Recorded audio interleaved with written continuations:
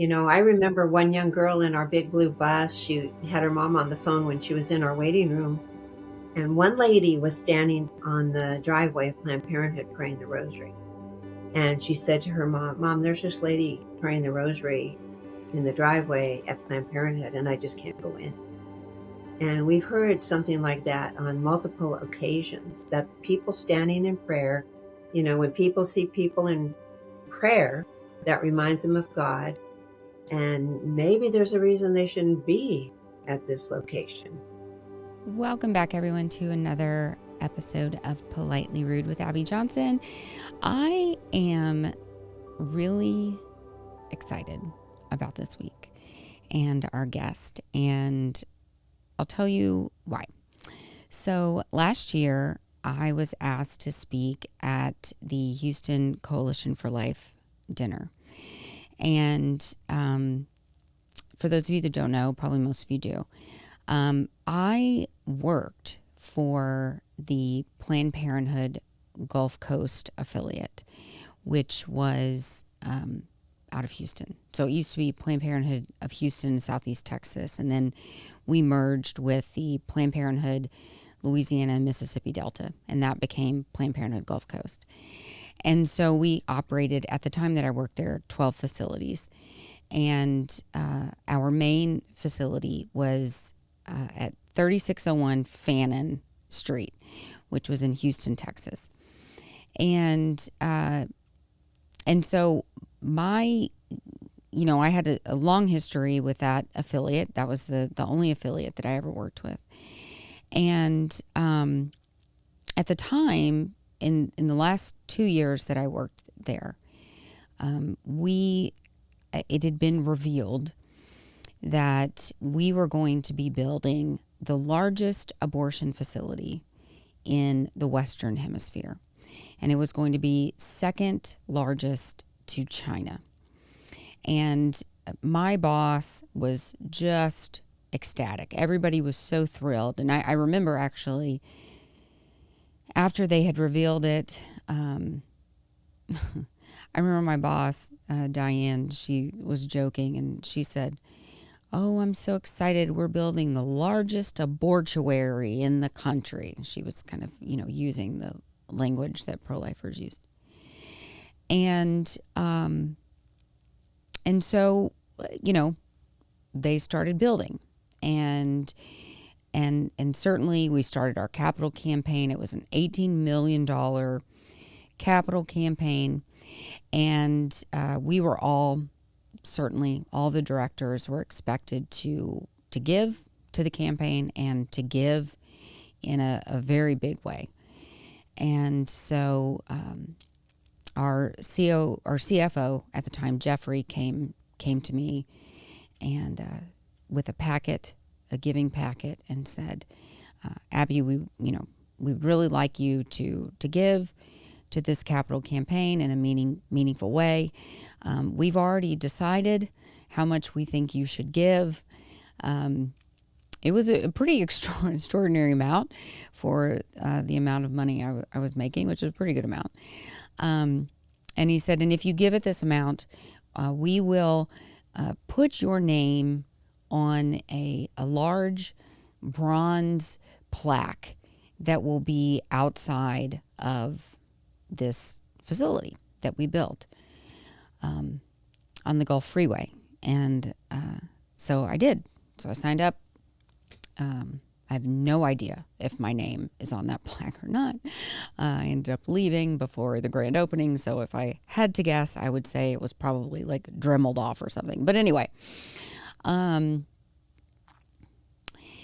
I remember during the construction of this facility, there were a few times that we had contractors that we had to change and different things like that because of the pesky Houston Coalition for Life. They were making it difficult for our contractors to do work.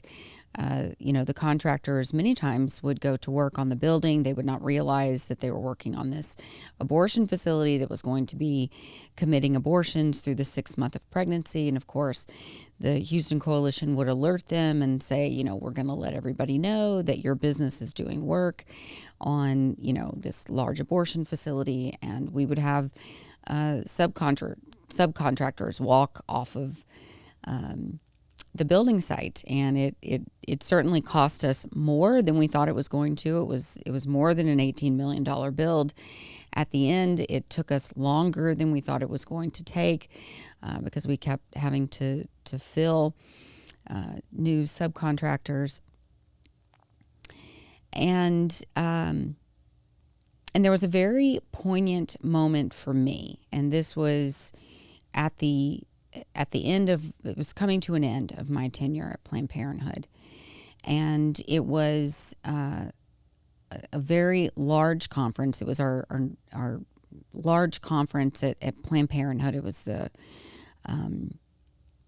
national conference, the Planned Parenthood conference. It was being held in Houston at the George R. Brown Convention Center, which is a very large convention center.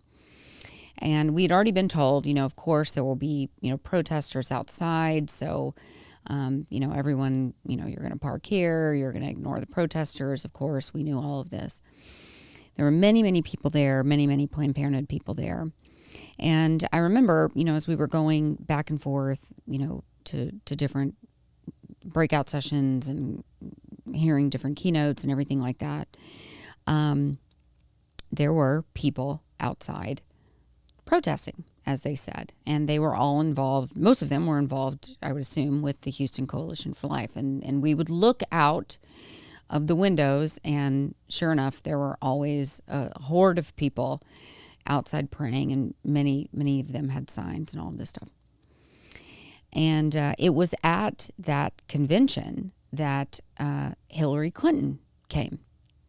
And I have no idea what it looked like outside when she came. There had to be a lot of security and things like that. I don't know. But when she came, she was given the Margaret Sanger Award, which is, at the time was Planned Parenthood's most distinguished award. And it was at that award banquet that I was also given Planned Parenthood's Employee of the Year award. And that was sort of a pinnacle moment for me at the time. Getting to be with Hillary Clinton, getting to meet her and be next to her at dinner and all of these things. But it was also kind of, I think, that was the moment that the Lord began to really open my heart also. There's a lot of reasons for that. But anyway, so I'm asked to speak at the Houston Coalition for Life dinner this past year, and I've spoken there before, but this past year I'm standing there, and I'm standing in front of many people. There are hundreds and hundreds of people there, and I'm looking out at this crowd, and I had remarks planned, and like I usually do in my head, and I'm standing out there, and I'm looking at all of these people out in this crowd. And I recognize so many sitting in the crowd. I recognize their faces. I recognize them from standing out in front of my facility, standing out in front of 3601 Fannin, standing out in front of the George R. Brown Convention Center. So many people whose prayers helped to shape my conversion and my exit from the abortion industry. And it was really in that moment and in the days after, and of course I was so emotional on the stage. I mean, I did a terrible job for the event because I just kept crying the whole time I was up there.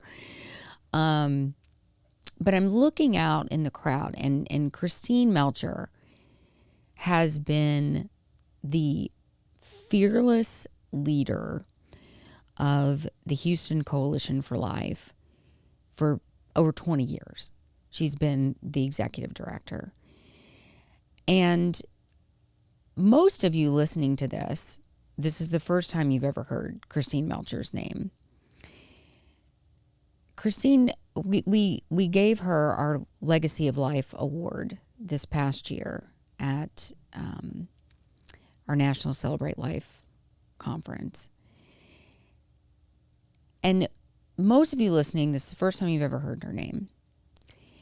And that's really a shame, because we go to these dinners, we go to these, these events and these national events, and people give these awards, and they give the awards to kind of the obvious people in the pro-life movement that you know about, that you hear about. But if there's any person that we should be recognizing in this movement, it should be Christine Melchor.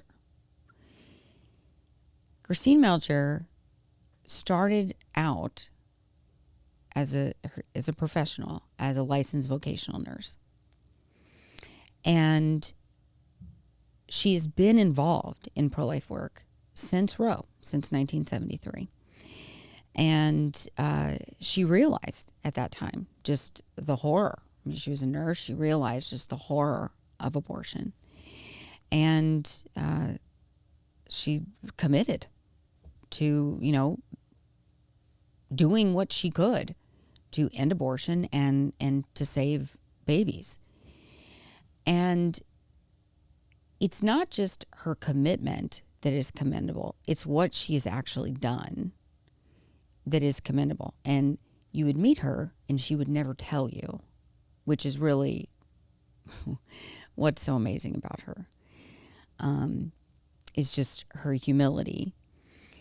And after Planned Parenthood, that huge facility opened, Christine's organization, the Houston Coalition for Life, they bought a big RV, one of the big drivable ones where you have to have like a different license, to drive it. They bought this bus. They wrapped it with this beautiful wrap. It was blue. And they called it the Big Blue Bus. And they parked it right outside of that huge Planned Parenthood building. Guys, it was so successful that Planned Parenthood put up a sign outside that said, "The Big Blue Bus is not affiliated with Planned Parenthood," because so many women would see it and they were walking on the bus. They went on to have a little bus, a baby blue bus. They went on to open Blue Blossom Pregnancy Center. Under Christine's leadership, these centers, these mobile centers, the Blue Blossom Pregnancy Center, they've had more than 41,000 visits, more than 20,000 women, almost 20,300 women have chosen life for their babies. That's like 50%. 50% of the women, and please understand, these are women, many of them, who were walking into a Planned Parenthood clinic, the largest Planned Parenthood abortion facility in our nation. They were walking in, they see this bus. These women had abortion appointments. They had an abortion appointment at 8 a.m., at 9 a.m., at 10:30 to walk in and snuff out the life of their child. But they saw an alternative. They walked on that bus and they chose life. And 50% of the time, guys, I don't know this for a fact, but I believe, I travel all around the country. I talk to pregnancy centers all around the country. I believe that the work that the Houston Coalition for Life has done under Christine, I believe that they have probably saved more lives, probably have the best ratios of lives saved of women who had abortion appointments and then turned around at that last minute than any other ministry in the country, probably in the world. And Christine would never tell you that because she's such a humble servant of God. And so when I was thinking about guests for this season, I said, I have to have Christine on this show because everyone needs to know who Christine is, the work that she has done fearlessly for the Lord, and they need to know the work of the Houston Coalition for Life. And so, Christine, thank you so much for all that you have done, all you continue to do, and thank you for coming on the show today. Gosh, Abby, I have no words for all those accolades. Thank you so much. It's all the God's work. We just have opened our hearts to the Holy Spirit and asked him to lead us and show us what he wants us to do. And I have a wonderful staff. And we're just so grateful for you and everything that you have done. You know, we've known about you for a long time, long time, and really appreciate you and everything you've done. And thank you so much for the Legacy of Life Award. Especially being nominated by you means more to me than it would have been anyone else. Thank you. When Houston Coalition was founded, you had no bus. You didn't even have an office. Tell us how all of this came to be. I mean, now you've got an office, you've got buses, you have all of these lives saved, and you had nothing when you started. And I think there's a lot of people in the movement who they have a desire, they feel like they're being called by the Holy Spirit to do something, and they're like, I don't even know how to start. I have nothing. How did you get this going? Well, I'm going to keep repeating this. It was definitely the work of the Holy Spirit. And I would just suggest to anybody who is interested in doing anything that they put it in God's hands and just put one foot in front of the other and get started.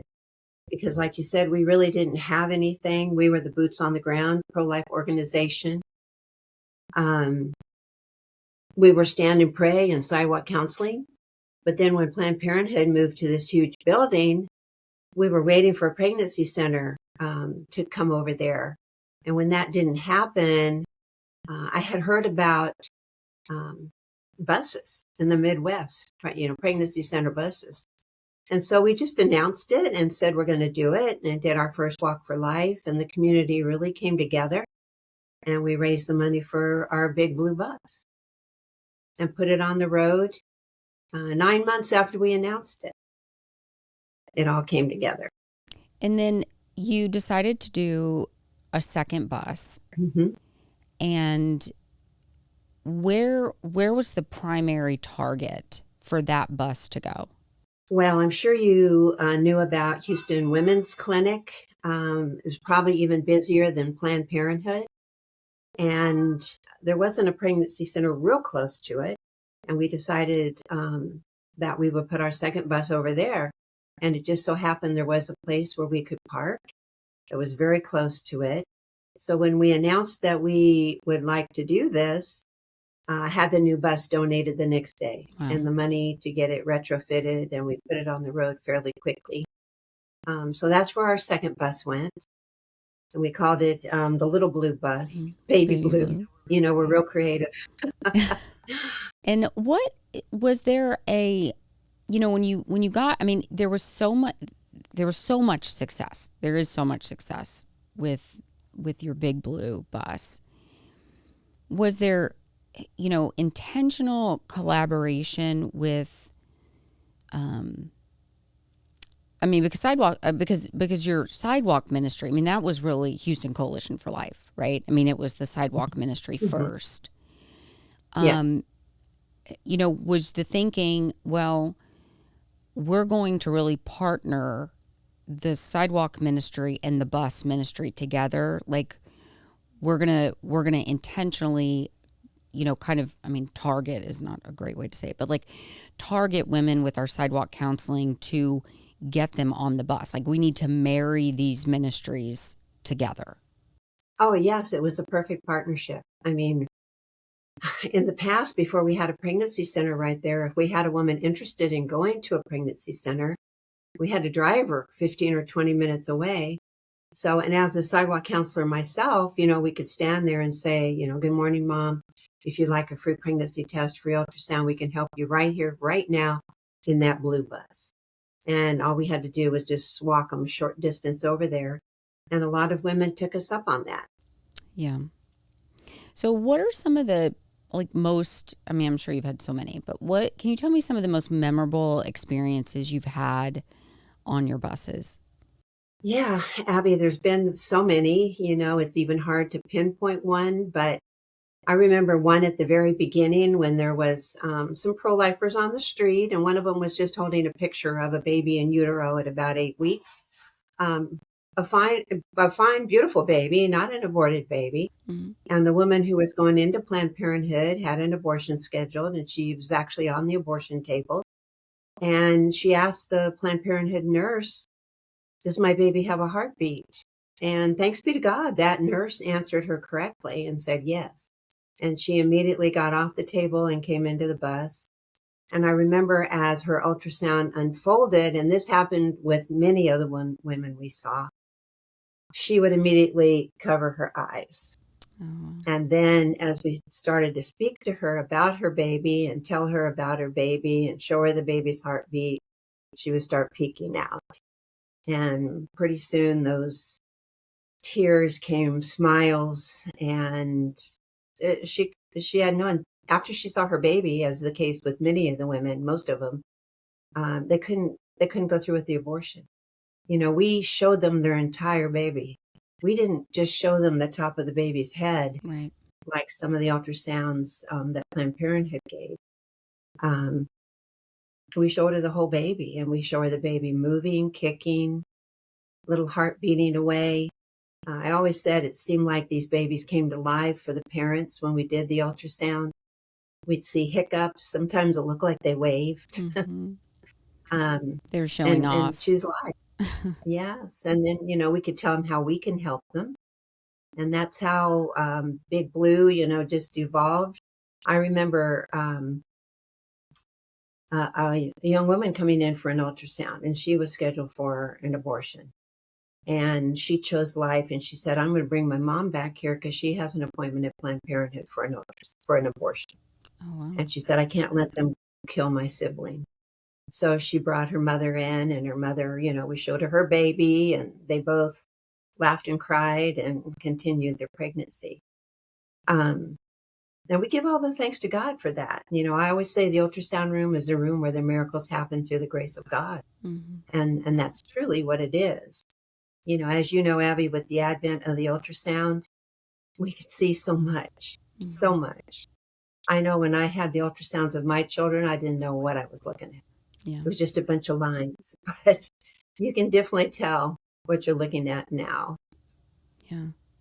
So those were a couple of them. And many of the other women we saw were very similar. Did you ever have women that had gone into Planned Parenthood that had had ultrasounds and then had come into the bus saying like, well, this isn't what they told me, or this isn't what they showed me, or, there was some sort of discrepancy there? Oh, yes, there sure was.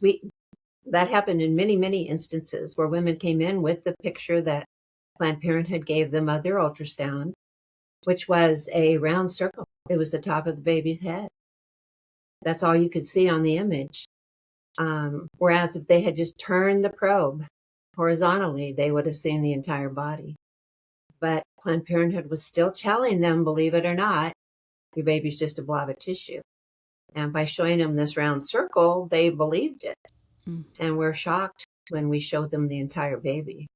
I had many partners, many fathers actually walk up and touch the big screen TV that we showed them their baby on that was in our ultrasound room, and just comment like, I can't believe I'm seeing arms and legs and a head. I had no idea this is what the baby looked like. Did you have women come on the bus after they had had abortions? I mean, did you have women come in that were like regretful, that felt like they should have made a different decision or things like that? You know, we didn't have a whole lot immediately who came into the bus after the abortion, even though we asked our sidewalk counselors to hand out post-abortion information, not just be there when the women are going in, but also when they're coming out. Mm-hmm. Because as you know, close to 50% of all abortions are repeat. And but we did, as time went on and the women had gotten pregnant again, come back in and tell us how much they had regretted that abortion. We also passed out coupons on the street to the women going in. And it was a coupon with a picture of the bus, and it said free pregnancy test, free ultrasounds. And I had a lot of women come back who dug a wadded up coupon out of their purse and wanted to know if they could still use it. Because women love coupons and we We save do. them. Yes, we do. Yeah. Now that Roe has been overturned, and, I'm just going to talk about Texas because we both live in Texas. Um, there's a lot of people, who are like, oh, Roe's overturned. This is going to be, the salvation. Places like Texas and Louisiana and all these other places. Now that women can't get abortions anymore, right? What we know that's not true. We know, they may not be walking into a Planned Parenthood and getting a surgical abortion anymore.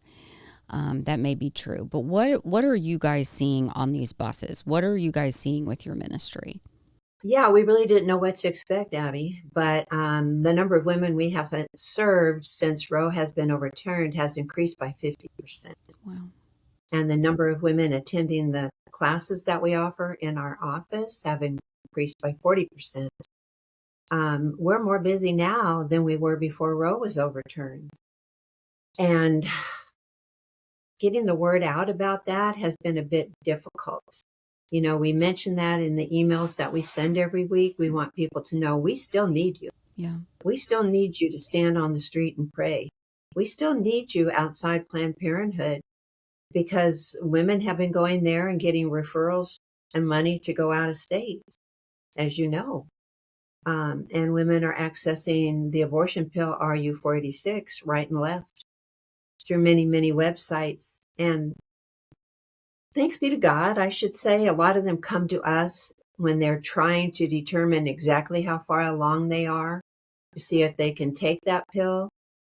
And that gives us the opportunity to talk to them first and to tell them how we can help them.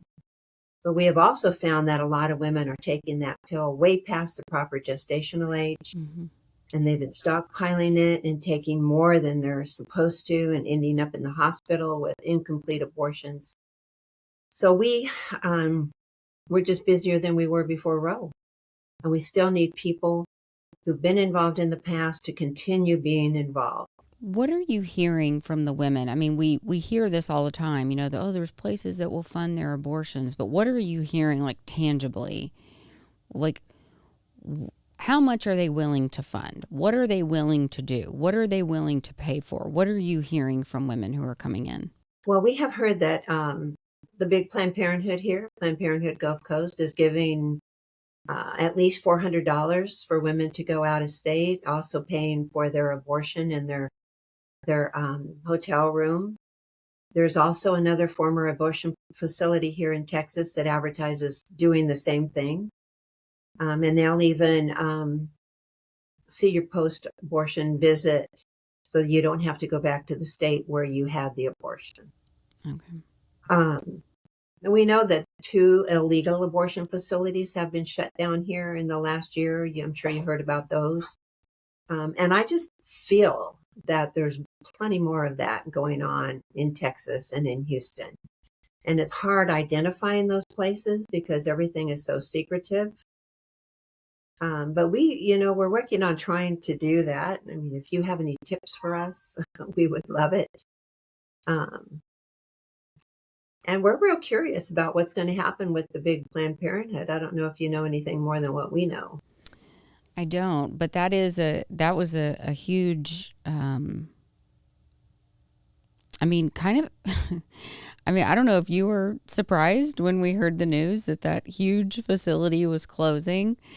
I was a little surprised, to be honest. I thought they had to swallow a lot of pride to close that monstrosity of a facility.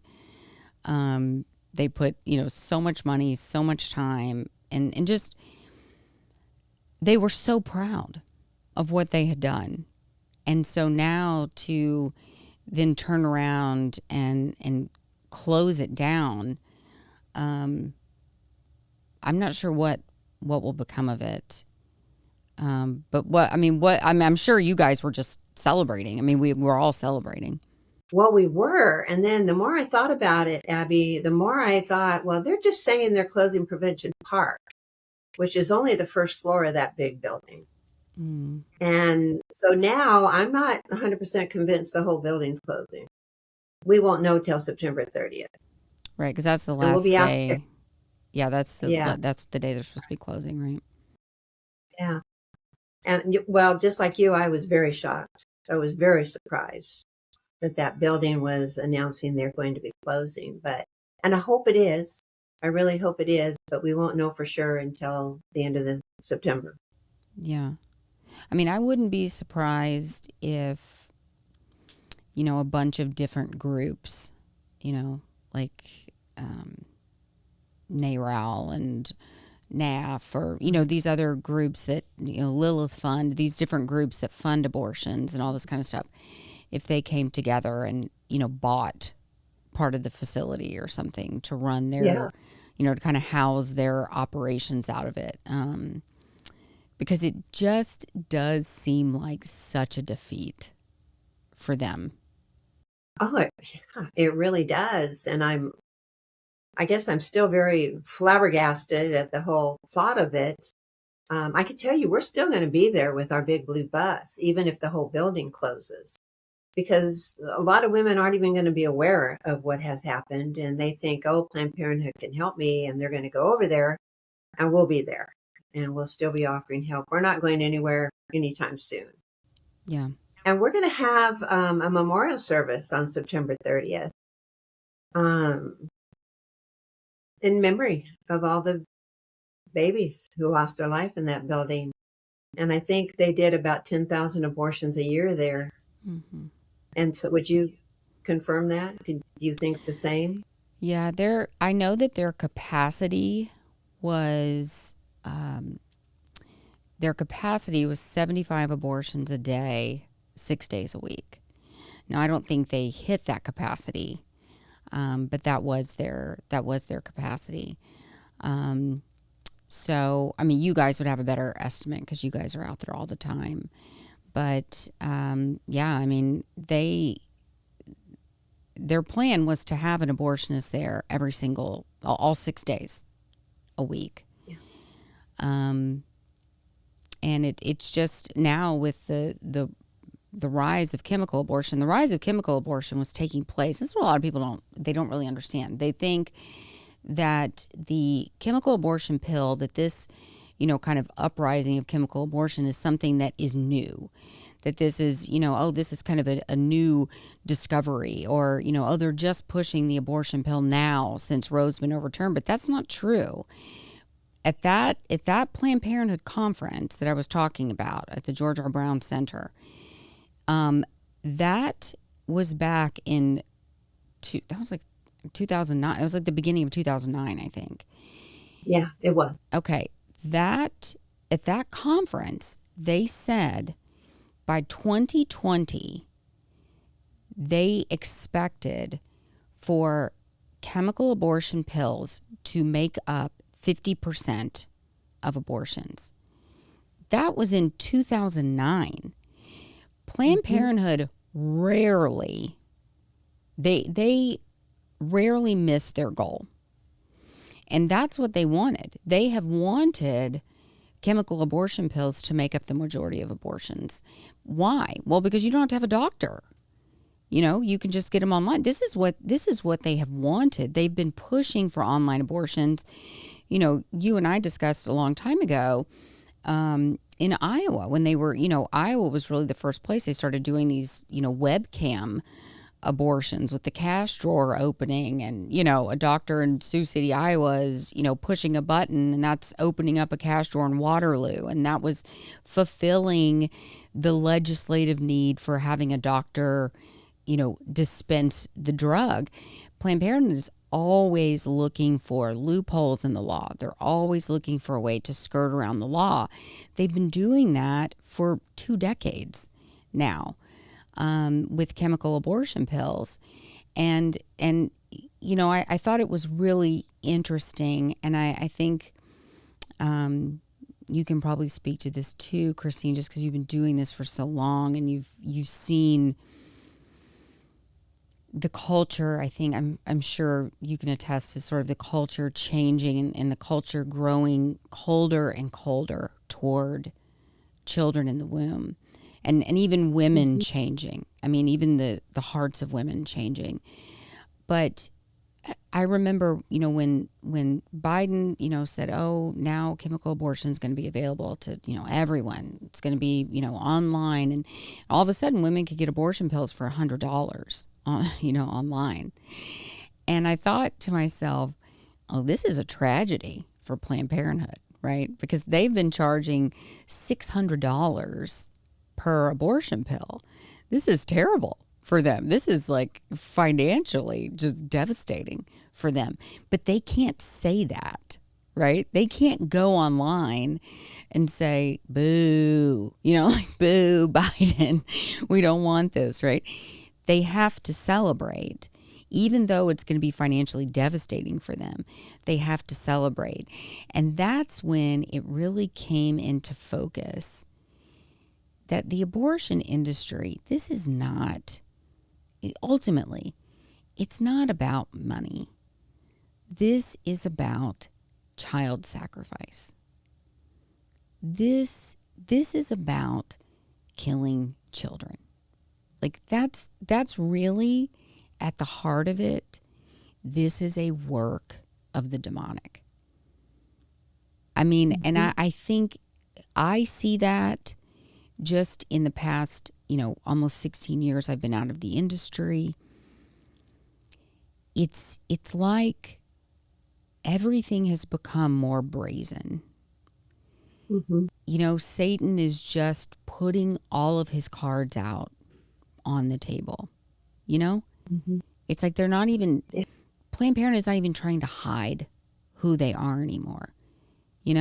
It's like, oh, yeah, take these pills and you'll actually see your dead baby in the toilet. We're not even trying to hide what's happening in your womb or that you're killing your baby. You're going to see it, and you're going to have to Mm-hmm. flush it down the toilet, and you're going to have to live with that for the rest of your life. And guess what? You'll probably do it again. Like, it's crazy to me what's happening and how people's hearts are growing so cold toward their own children and toward life. And that is why what you're doing, the work you're doing, is so important, because we have to catch these women before that hardness of heart takes hold. Mm-hmm. Right. Well, and showing them their baby usually does it, you know. That truly is our miracle room. But we have noticed that horrible hardness of heart, and how women are so determined to kill their baby, and do whatever it takes to do that. But when they're shown some love and some care, and what we can do to help them through the classes that we offer, through the counseling that we offer, through the baby items we can help them with, so through the diapers that we give them. A lot of them have never experienced something like that, Mm. or someone who cares about them. So that's why it's so important that people continue to be out there, because we can't do our work without the people that come out and stand and pray on the streets.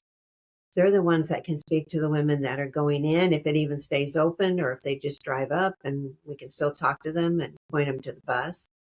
But we're seeing a lot of women, and we're finding a lot of coldness, a lot of hardening of hearts. I think it's the 50 some years of abortion on demand. And, it's no big deal to have your baby killed. Yeah, just normal. Where is your greatest need right now? Where do you think is the greatest need in the movement? And then where is your greatest need at the coalition? Well, Abby, I think it's the same as always been.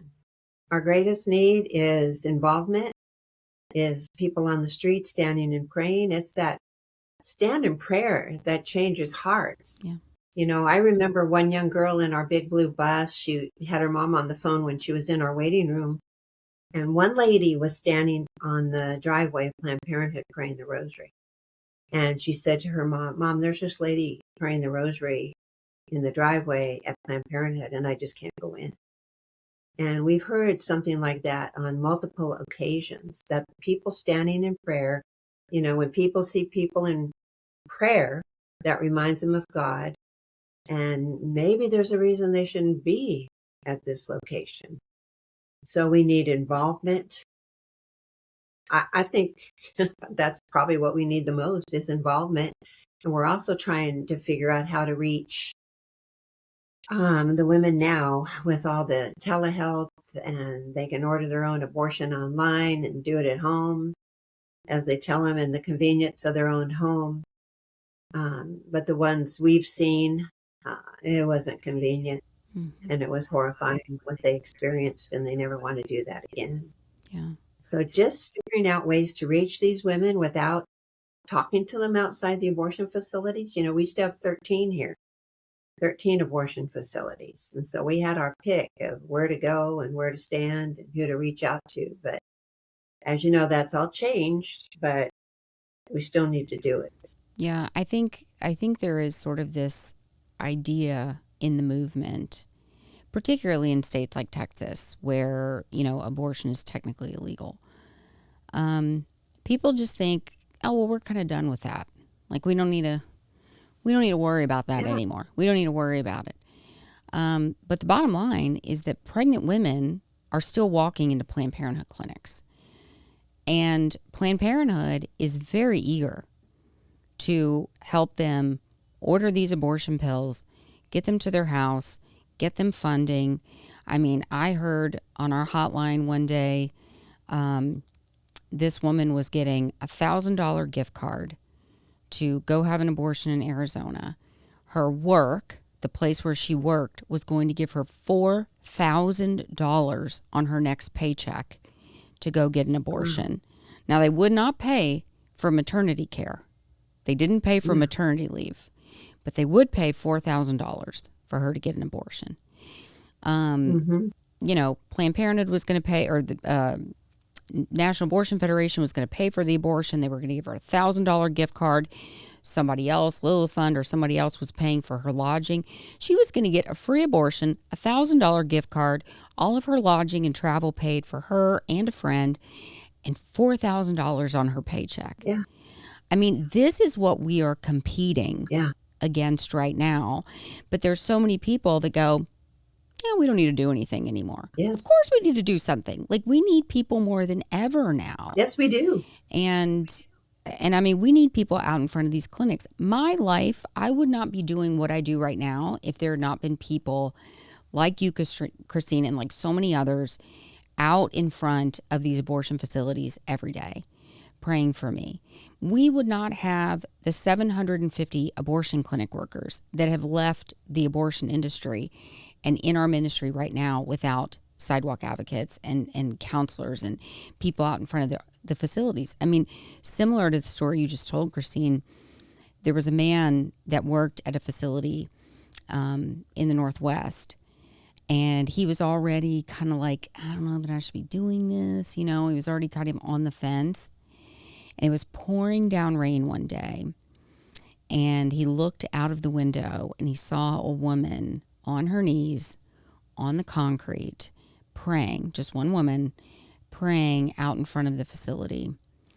And he said, that woman is willing to kneel on the concrete out in front of this facility because what she thinks what is happening in here is so terrible and sinful. And he said, that's the sign I needed to leave. And he walked out the door that day.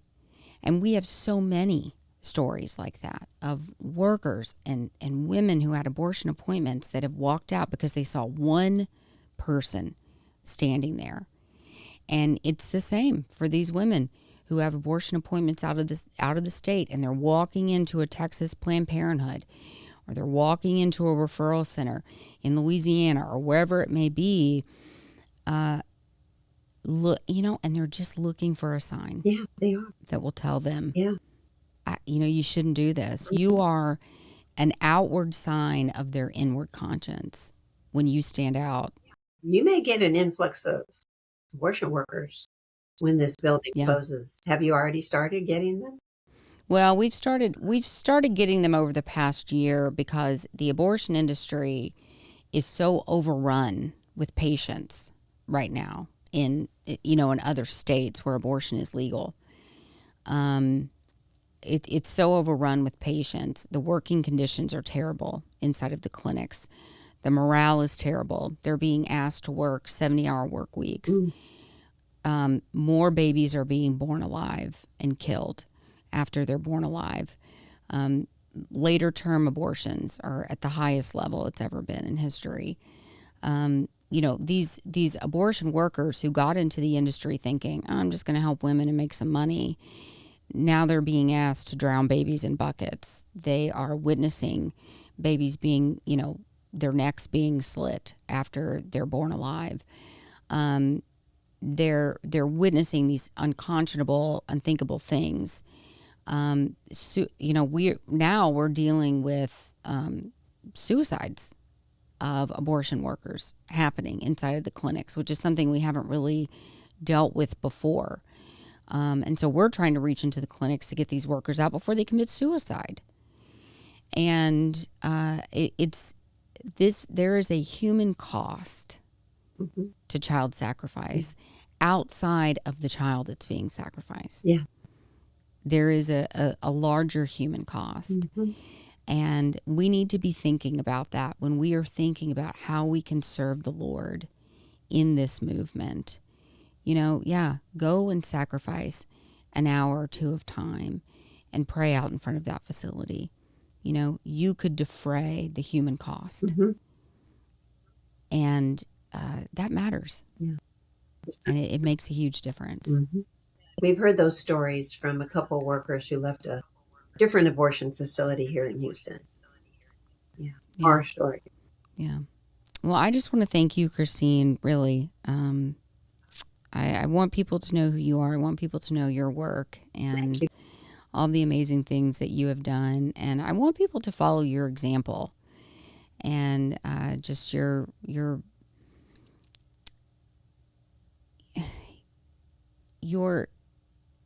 holy determination to follow God's call, even when it's not easy, with just surety, with certainty that God has put you on a mission to do his work, and you just go out and do it.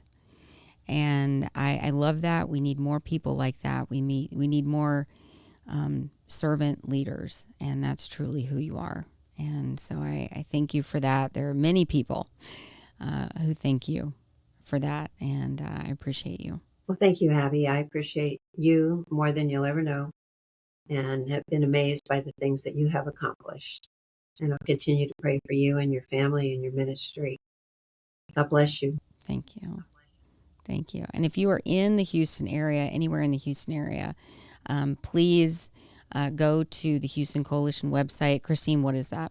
HoustonCoalition.com. HoustonCoalition.com. Find out how you can get involved in their work.